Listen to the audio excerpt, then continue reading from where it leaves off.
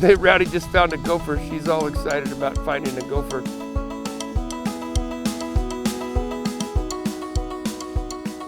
Paul Hoover here, Stillwater Vineyards. Could you all see it again? So I'm actually not in the vineyard, in the barrel room, in the winery. So that's what happens this time of the year. Fruit's been harvested. Fruits all come inside now. Most of the wine is at a stage that it's wine.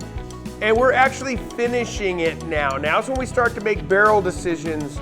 Now's where we start to do some things. And so the good news for us, it's not immediately time sensitive. So we don't have to like do this today, but this is the time of the year that we're really starting to focus on barrels. And I'm gonna talk today about a process called cold stabilizations. All right, so here we go.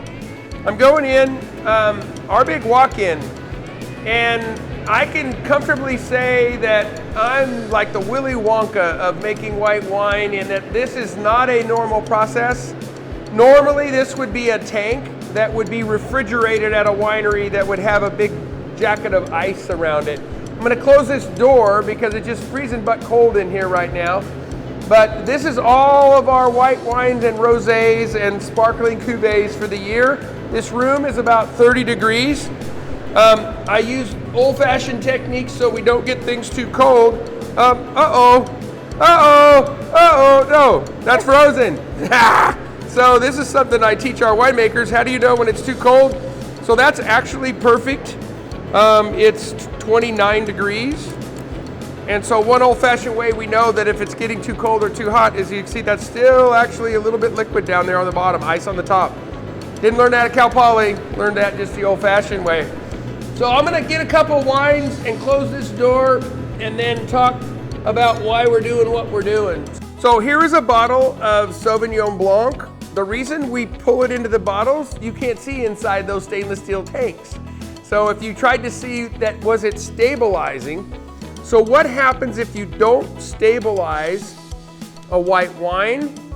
The tartaric acid, if the wine is put in a refrigerator, will bind up and attach and settle out, which you can see it there in the bottom of this bottle. And so a consumer will put their wine in their refrigerator, and then they'll get it and they'll go, oh my God, what is that? And it looks like kind of sugar, or it can actually look like, almost glass. And so the old-fashioned way of doing this is you have to get the wine to about 29 degrees for, depending on the wine, anywhere from 4 to 6 days. So once that stuff settles, the tartrate crystals, it won't go back up into the wine. Basically, it's attached, it settles. Now your challenge is, well, how do we get it out of there? Okay, so I will show you that next process. We rack out of those stainless steel tanks into our brand new French oak. So here's the winery still, that big walk-in's over there. What you see around me is this year's red wine that we've made. Some of it is just kept in what we call racking barrels, barrels that have been used before, and some of it is kept in stainless steel. All of these red wines are waiting for us to put that white wine in brand new French oak, and then we will bottle that white wine in March, and then all this red wine will go into the barrels I'm about to show you in just a minute. So these barrels are still wrapped. We are gonna put that white wine that we just saw in the walk-in into these brand new French oak barrels in about a week. Barrels impart flavor for about 5 years. So what I do with these barrels is, rather than put that red wine in it and get that really shot of hard flavors, I like to put a little bit of that in the white wine. Makes our white wines unique, actually helps age them, makes them more stable.